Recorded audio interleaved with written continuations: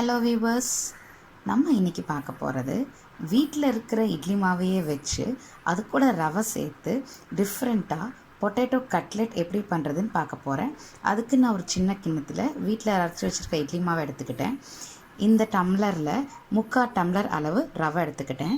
இது already roasted rava தான், அதனால் இதை நான் எடுத்துக்கிட்டேன். இந்த ரவையை இப்போ எடுத்து வச்சுருக்க இந்த மாவில் நம்ம அப்படியே மிக்ஸ் பண்ணிக்க போகிறோம். இப்போது நான் ரவையை மிக்ஸ் பண்ணிட்டேன்.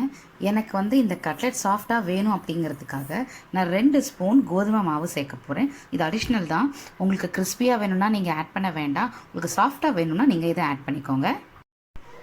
நான் கோதுமை, ரவை இது ரெண்டுத்தையுமே இட்லி மாவோடு சேர்த்து 15 மினிட்ஸ் ஊற வச்சுக்கிட்டேன். அப்போ தான் ரெண்டுமே நல்லா மிக்ஸ் ஆகி உங்களுக்கு ஸ்டஃபிங் வைக்கும்போது நல்லா சாஃப்டாக இருக்கும். மாவை தனியாக ஊற வச்சுட்டேன். இப்போது ஸ்டஃபிங்க்கு தேவையான பொருள் என்னென்னு பார்த்துடலாம். நான் இன்றைக்கி 1/2 கிலோ பொட்டேட்டோ வாங்கி நல்லா வேக வச்சு மசிச்சு எடுத்து வச்சுருக்கேன். நான் பொட்டேட்டோ மட்டும்தான் இன்றைக்கி பண்ணுறேன். உங்களுக்கு தேவைன்னா இன்னும் இதில் கேரட் சேர்த்துக்கலாம், பட்டாணி கூட பாயில் பண்ணி சேர்த்துக்கலாம். இன்னும் டேஸ்ட்டாகவும் இருக்கும். பசங்களும் விரும்பி சாப்பிட ஆரம்பிப்பாங்க. இந்த உருளைக்கிழங்கோட நான் 4 மீடியம் சைஸ் வெங்காயம் எடுத்து வச்சுருக்கேன். டேஸ்ட்டுக்காக கொஞ்சம் குடமிளகா எடுத்து வச்சுருக்கேன். இது கூட சில்லி பவுடர், தாளிக்கிறதுக்கு கடுகு, இஞ்சி பூண்டு பேஸ்ட் இதை ஆட் பண்ணி இப்போ ஸ்டஃபிங் எப்படி பண்ணுறது நம்ம பார்க்கலாம். பாருங்கள், இப்போ நான் கடுகு ஆட் பண்ணுறேன். கடுகு பொரிஞ்சதுக்கப்புறமா நான் கட் பண்ணி வச்சுருக்க இந்த ஆனியனை இதில் ஆட் பண்ணிவிடுவேன். கடுகு நல்லா பொரிஞ்சதுக்கப்புறமா நான் வெங்காயம் ஆட் பண்ணிட்டேன்.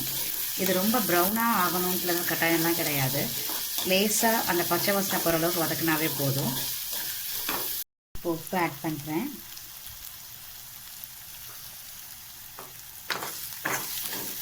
அப்போ தான் வெங்காயம் கொஞ்சம் சீக்கிரமாக வதங்கும். இப்போ பாருங்கள், ஆனியன் ஓரளவுக்கு லைட்டாக கொஞ்சம் வதங்க ஆரம்பிச்சிருக்கு. இப்போது இந்த டைமில் இஞ்சி பூண்டோட பச்சை வாசனை போயிடுச்சு. இப்போது இதில் நம்ம மிளகாத்தூள் ஆட் பண்ணலாம். நான் இன்றைக்கி 1.5 ஸ்பூன் ஆட் பண்ணுறேன்.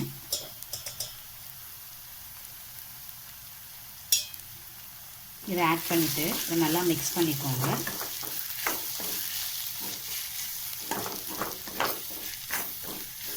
இதில் தண்ணி எதுவுமே நம்ம ஆட் பண்ணவே வேண்டாம்.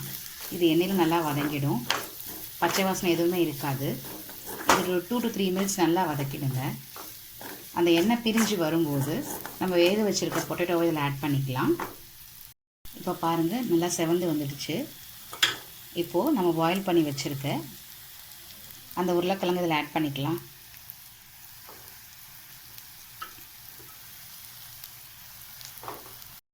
பாருங்கள், இப்போ உருளைக்கிழங்கு ஆட் பண்ணி நல்லா மிக்ஸ் பண்ணி விட்டுட்டேன். இது ஒரு 5 to 7 மினிட்ஸ் அப்படியே சிம்மாக வச்சுடுங்க. இது நல்லா எல்லாமே சேர்ந்து மிக்ஸ் ஆகி மசாலாவோட மிக்ஸ் ஆகி நல்லா ஸ்மெல் வர ஆரம்பிக்கும். அப்போது இதை ஆஃப் பண்ணிடலாம். பாருங்கள், இப்போ ஸ்டஃபிங் ரெடி ஆகிடுச்சு. இதுக்கு மேலே கொத்தமல்லி இலை தூவி விட்டுக்கலாம். அவ்வளோதான். ஒரு தோசைக்கல் எடுத்துக்கிட்டேன். இப்போது பாருங்கள், நான் இந்த மாவை ஊற்ற போகிறதுக்கு முன்னாடி லைட்டாக சால்ட்டு கொஞ்சம் சேர்த்து மிக்ஸ் பண்ணிட்டேன். இப்போ வாங்க தோசை ஊற்றிடலாம். பாருங்கள், நான் சின்ன கரண்டியில் ஒரு கரண்டி மாவு மீடியம் சைஸாக ஊற்றிருக்கேன். ரொம்ப திக்காகவும் ஊற்றினா ஸ்டஃபிங் ரொம்ப குறைவாக தெரிஞ்சிடும், மாவு ரொம்ப திக்காகிடும். ஸோ மெலிசாக ஊற்றிக்கோங்க. இதுக்கு நான் எண்ணெய் எதுவுமே ஆட் பண்ண போகிறதில்ல. ஏன்னா நம்ம எண்ணெயில் போட்டு ரோஸ்ட் பண்ண போகிறோம் அப்படின்னாலும் இதில் எண்ணெய் ஆட் பண்ணலை நான். பாருங்கள், தோசை எப்படி ஒயிட்டாகவே எடுத்து வச்சுக்கோங்க. ரொம்ப முருக விட வேண்டாம். ஏன்னா நம்ம ரோஸ்ட் பண்ணும்போது இன்னும் கிறிஸ்பி ஆகிடுச்சுன்னா அது ரொம்ப கறியிட மாதிரி ஆகிடும். இப்போ தோசையும் ரெடி ஆகிடுச்சு. தோசையை மட்டும் கொஞ்சம் வெள்ளையாக எடுக்கணும். பாருங்கள், இப்போ நான் ஒரு தோசை எடுத்துக்கிட்டேன். இதில் ஒரு கரண்டி ஸ்டஃப் வச்சுட்டேன். நல்லா அழுத்தி விட்டுடு. இது உங்களுக்கு என்ன ஷேப் வேணுமோ அந்த ஷேப்பில் இதை நீங்கள் ப்ரெஸ் பண்ணிக்கோங்க. ரோல் மாதிரினாலும் ஓகே, இல்லை ஸ்கொயர் ஷேப்புனாலும் ஓகே.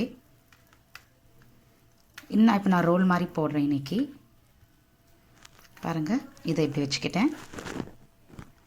இந்த ஸ்டஃபிங் வச்ச தோசை ரெடி ஆகிட்டே இருக்குது. இது ரொம்ப சிம்பிளாகவும் முடிஞ்சிடும், ஈஸியாகவும் இருக்கும். டக்குன்னு பசங்க ஸ்கூலுக்கு போயிட்டு வருவாங்க, ஏதாவது ஸ்நாக்ஸ் பண்ணி கொடுக்கணும்னு ஆசைப்படுவாங்க. வீட்டில் எதுவுமே டக்குன்னு அவசரத்துக்கு எதுவும் வெறும் பொருள் இல்லாமல் இருக்கலாம். தோசை மாவு நம்மக்கிட்ட எப்போதுமே இருக்கும். இது டிஃப்ரெண்ட்டாகவும் இருக்கும், ஹெல்த்தியாகவும் இருக்கும்.